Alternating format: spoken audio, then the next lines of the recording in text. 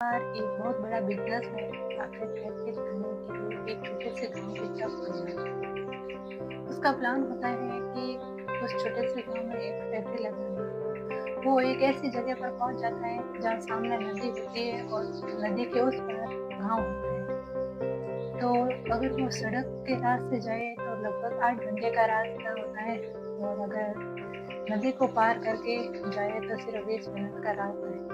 तो उसने सोचा कि क्यों नहीं नाव में बैठकर ही नदी को पार करके उस तरफ चला जाऊं।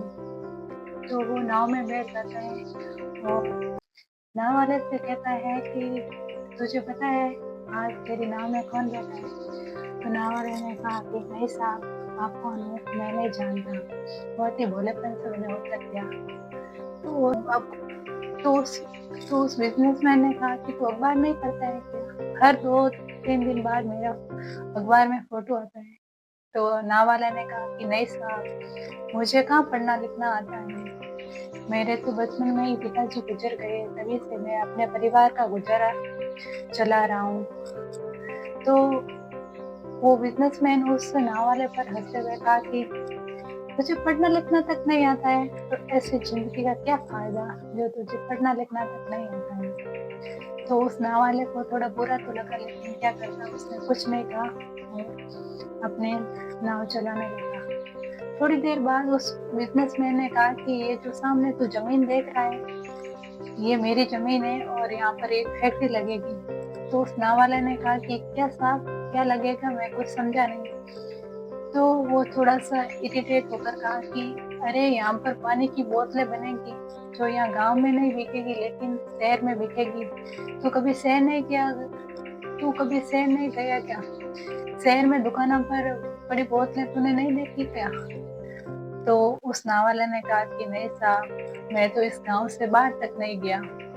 उस बिज़नेसमैन ने नाव वाले पर हँसी उड़ाई और कहा कि ऐसी ज़िंदगी का क्या फ़ायदा? तो उस नाव वाले को सच में लगने लगा कि ऐसी ज़िंदगी का क्या फ़ायदा। वो सोचता रहा और उसका ध्यान नाव से हटा। तो नाव से हटते ही वो एक बड़ा-सा पत्थर आया, तो नाव उस पत्थर से टकरा गई। तो उस नाव में पानी भरने लगा। तभी उस नाव वाले ने सोचा कि अब क्या किया जाए? पानी तो ज़्यादा नाव में आ रहे हैं, अब तो बचना मुश्किल है। तो जैसे ही वो नाव वाला कूदने लगा तो उस बिज़नेसमैन ने कहा कि कहाँ जा रहे हो? मुझे भी बचा लो। तो उस नाव वाले ने कहा कि क्या साहब, आपको तैरना तक नहीं आता है? तो नाव वाले ने कहा कि पागल है क्या? मुझे कहाँ तैरना आता है। तो उस नाव वाले ने कहा कि क्या साहब, ऐसी ज़िंदगी का क्या फ़ायदा? तो उस नाव वाले को अपनी गलती का एहसास हुआ कि कभी भी किसी का मज़ाक नहीं उड़ाना चाहिए, हर कोई अपने-अपने काम में माहिर होता है। तो उस नाव वाले ने कहा कि साहब, मुझे केवल तैरना नहीं आता है, मुझे डूबते हुए लोगों को बचाना भी आता है। तो उस नाव वाले ने कहा कि मुझे कस के पकड़ लो। तो बिज़नेसमैन उस नाव वाले को कस के पकड़ लिया और नाव वाले ने अपनी और बिज़नेसमैन की जान बचा ली।